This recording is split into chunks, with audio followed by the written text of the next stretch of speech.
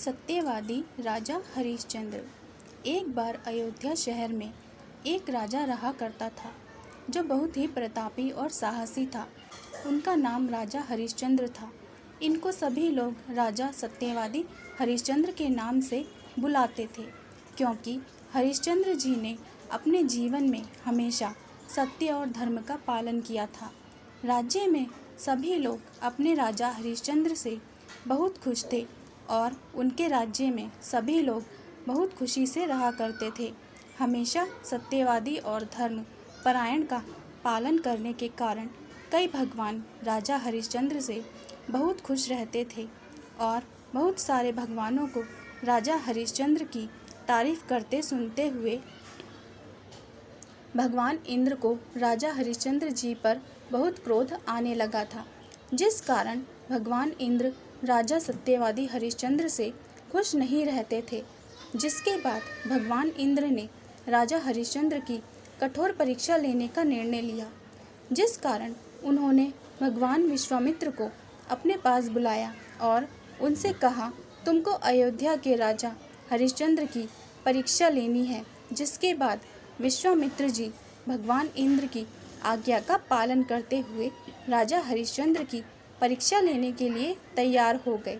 जिसके बाद उन्होंने जब एक रात को राजा हरिश्चंद्र बहुत ही गहरी नींद में सो रहे थे, तब विश्वामित्र जी ने हरिश्चंद्र को ऐसा सपना दिखाया कि हरिश्चंद्र जी अपना सारा राज्य, धन दौलत, सब कुछ भगवान विश्वामित्र जी को दान में दे रहे हैं।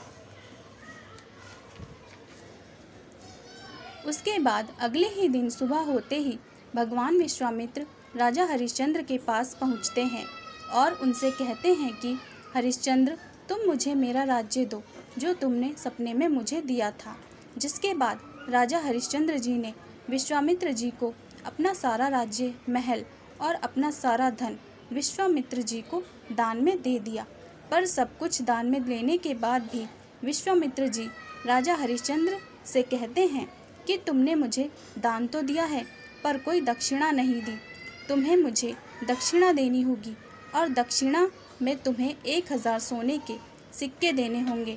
उसके बाद हरिश्चंद्र जी विश्वामित्र जी से कहते हैं कि मैंने तो अपना सब कुछ आपको दे दिया है, अब मेरे पास दक्षिणा देने के लिए कुछ भी नहीं है, पर आप मुझे 1 महीने का समय दें, जिससे मैं आपको आपके मांगे हुए 1000 सोने के सिक्के दे दूंगा। हरिश्चंद्र जी दान में अपना सब कुछ देने के कारण अपनी पत्नी और बच्चे के साथ अयोध्या को छोड़ कर चले जाते हैं। कुछ दिन की यात्रा करने के बाद वह काशी नगरी पहुंच जाते हैं। काशी नगरी पहुंचकर राजा हरिश्चंद्र जी अपनी पत्नी और बच्चे को एक अच्छे ब्राह्मण व्यक्ति को सौंप देते हैं। उसके बाद हरिश्चंद्र जी वहां से चले जाते हैं। कुछ दूर पहुंचकर वह अपने आप को भी एक शमशान कर्मी को बेच देते हैं और वहां पर काम करने लगते हैं। शमशान कर्मी राजा हरिश्चंद्र जी को कहता है कि यहाँ पर तभी किसी की चिता को अग्नि दी जाएगी जब तुम उनसे चिता को जलाने के लिए धन ले लोगे। अगर कोई भी व्यक्ति धन नहीं दे रहा है तो तुम उनके साथ लाई हुई चिता को अग्नि नहीं जलाने दोगे और उनको वहाँ से वापस भेज दोगे। जिसके बाद से हरिश्चंद्र जी शमशान कर्मी की बात मानकर उसकी आज्ञा का पालन करने लगते हैं और भगवान विश्वामित्र को दिए हुए समय के अनुसार उनको दक्षिणा के रूप में 1000 सोने के सिक्के दे देते हैं। उधर हरिश्चंद्र जी की पत्नी उन्हीं ब्राह्मण के घर पर नौकरानी का काम करने लगती है और अपने बच्चे को साथ में रखती है। एक दिन उस ब्राह्मण ने अपनी पूजा करने के लिए हरिश्चंद्र जी के बेटे से कहा कि जाओ जंगल में जाकर मेरे लिए फूल लेकर आओ, जिससे मैं अपनी पूजा विधि विधान से कर सकूं। ब्राह्मण की बात मानकर राजा हरिश्चंद्र का बेटा जंगल में चला जाता है और एक पेड़ से फूल तोड़ने लगता है। तभी अचानक से वहां पर एक जहरीला सांप आ जाता है और हरिश्चंद्र जी के बेटे को काट लेता है। सांप के काटने के कारण वो वहीं ज़मीन पर गिर जाता है और थोड़ी ही देर में उसकी मृत्यु हो जाती है। जब ये बात राजा हरिश्चंद्र की पत्नी को पता लगती है तो वह तुरंत अपने बेटे के पास दौड़कर चली आती है और उसको मृत देखकर बहुत रोने लगती है। फिर वह अपने बेटे का अंतिम संस्कार करने के लिए अकेले ही शमशान घाट की ओर जाती है। जब वो शमशान घाट पहुंचती है तो उनको राजा हरिश्चंद्र कहते हैं कि तुम शमशान घाट के अंदर नहीं जा सकती हो। अगर तुम शमशान घाट के अंदर जाना चाहती हो तो इसके लिए मुझे पहले कुछ धन दो, नहीं तो तुम अंदर नहीं जा सकोगी। हरिश्चंद्र जी की पत्नी उनको ध्यान से देखती है तो तुरंत उनको पहचान जाती है और कहने लगती है कि स्वामी, मैं आपकी पत्नी हूँ और आपके बेटे का ही निधन हुआ है, जिसको सांप ने काट लिया है।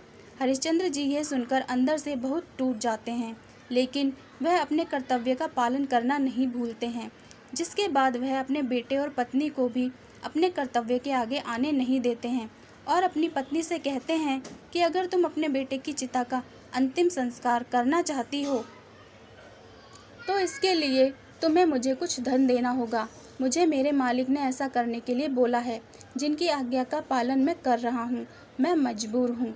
इसके बाद हरिश्चंद्र जी की पत्नी उनसे कहती है कि मेरे पास पैसे नहीं हैं, मेरे पास सिर्फ मेरे पहने हुए कपड़े ही हैं, जिनको आप ले लीजिए। जैसे ही हरिश्चंद्र जी की पत्नी अपने कपड़े उतार कर उनको देने लगती है, तभी वहाँ पर अचानक से भगवान विष्णु, भगवान इंद्र और भगवान विश्वामित्र जी प्रकट हो जाते हैं और राजा हरिश्चंद्र जी की पत्नी को ऐसा करने से रोकते हैं। भगवान विश्वामित्र जी राजा हरिश्चंद्र जी को बताते हैं कि भगवान इंद्र आपकी कठोर परीक्षा ले रहे थे, जिसमें आप सफल हुए। आपने जो सपने में मुझे दान दिया था वह सब एक माया थी और आपका बेटा जीवित है। उसको किसी सांप ने नहीं काटा है। यह सब एक माया का खेल था, जिसके कारण आप लोगों को ऐसा लग रहा था कि यह आप लोगों के साथ सच में हो रहा है। आप जिस शमशान कर्मी के यहाँ पर काम कर रहे थे वह कोई और नहीं बल्कि भगवान धर्मराज जी हैं।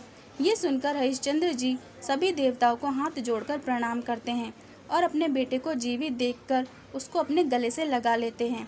विश्वामित्र जी हरिश्चंद्र जी को अयोध्या का राज्य और सारा धन वापस दे देते हैं और वहाँ से चले जाते हैं। हरिश्चंद्र जी अपनी पत्नी और बेटे के साथ अयोध्या लौटकर खुशी खुशी अपना जीवन व्यतीत करने लगते हैं। कहानी पसंद आई हो तो प्लीज़ चैनल को सब्सक्राइब ज़रूर करें। धन्यवाद।